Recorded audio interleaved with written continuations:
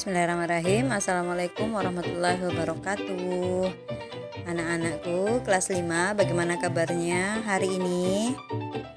Oke, perhatikan materi berikut ini. Bismillahirrahmanirrahim. Hari ini kita akan melanjutkan materi seni budaya dan prakarya. Materi kali ini masih berkaitan dengan gambar cerita ya. Nah, di sini lebih dikenal dengan istilah gambar ilustrasi. Apa itu gambar ilustrasi? Yaitu gambar yang menceritakan atau memberi penjelasan pada cerita atau naskah tertulis. Jadi pada dasarnya memang sama dengan gambar cerita. Cuman ini istilahnya adalah gambar ilustrasi. Fungsi gambar ilustrasi. Yang pertama yaitu untuk menghidupkan cerita, kemudian memberi bayangan setiap karakter cerita. Jadi dengan adanya gambar tersebut, lebih memperjelas karakter-karakter yang terdapat dalam cerita tersebut. Kemudian mengomunikasikan cerita, dan fungsi yang lain yaitu sebagai ilustrasi karya sastra. Objek gambar ilustrasi. Di pertemuan sebelumnya sudah pernah dijelaskan bahwa objek-objek yang ada di gambar cerita itu ada berbagai jenis.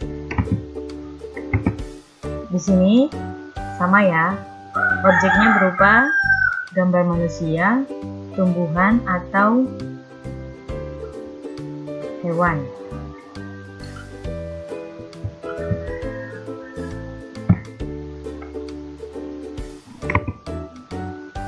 Kemudian gambar-gambar tersebut atau objek tersebut dapat berdiri sendiri atau juga gabungan. Objek-objeknya disesuaikan dengan tema cerita. Sama seperti yang dijelaskan di pertemuan sebelumnya ya. Disesuaikan apabila cerita yang mau kita buat itu di daerah pedesaan, maka objek-objeknya disesuaikan dengan area atau tema yang diceritakan. Selanjutnya ke teknik dan media. Menggambar ilustrasi dapat dilakukan dengan teknik kering atau teknik basah. Yang dimaksud dengan teknik kering berarti alat-alat atau media-media yang digunakan itu yaitu media yang tidak memerlukan air atau minyak.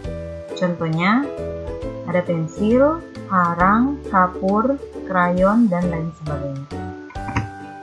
Kemudian untuk teknik basah, medianya berarti kebalikan dari yang teknik kering ya.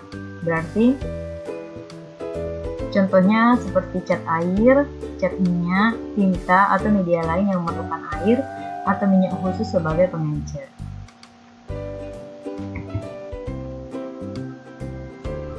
Langkah-langkah dalam membuat gambar ilustrasi. Yang pertama, menyiapkan bahan dan alat terlebih dahulu. Setelah itu, memahami teks atau cerita. Jadi untuk menyesuaikan isi cerita dengan gambarnya, maka kita harus memahami cerita apa yang akan kita angkat. Selanjutnya kita membuat sketsanya atau gambaran kasarnya ya. Setelah itu baru kita gambar, lalu kita beri warna supaya terlihat. Corak gambar ilustrasi. Ada yang disebut dengan corak realis.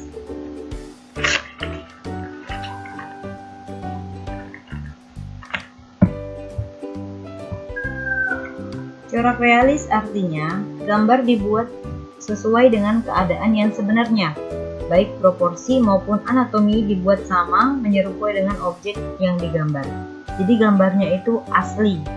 Kalau misalnya manusia berarti gambar manusia asli, bukan kartun. Selanjutnya ada yang disebut corak karikatur. Karikatur berasal dari bahasa Italia, yaitu yang berarti melebih-lebihkan atau mengubah bentuk deformasi. Gambar karikatur menampilkan objek seseorang dengan karakter yang aneh dan lucu dan mengandung kritikan dan sindiran. Ini biasa kita lihat di majalah atau koran, ya, menggunakan corak gambar karikatur. Yang ketiga yaitu kartun.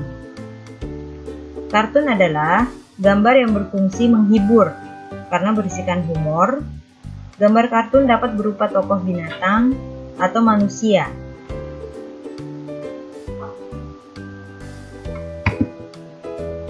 Corak gambar yang selanjutnya yaitu gambar dekoratif. Gambar dekoratif diwujudkan dengan cara mensteril atau mengubah bentuk yang ada di alam tanpa meninggalkan ciri khasnya. Corak dekoratif adalah corak yang sering ditemukan terutama dalam rumah.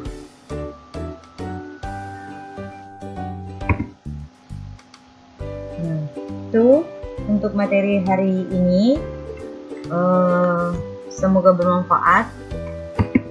Terima kasih. Wassalamualaikum warahmatullahi wabarakatuh.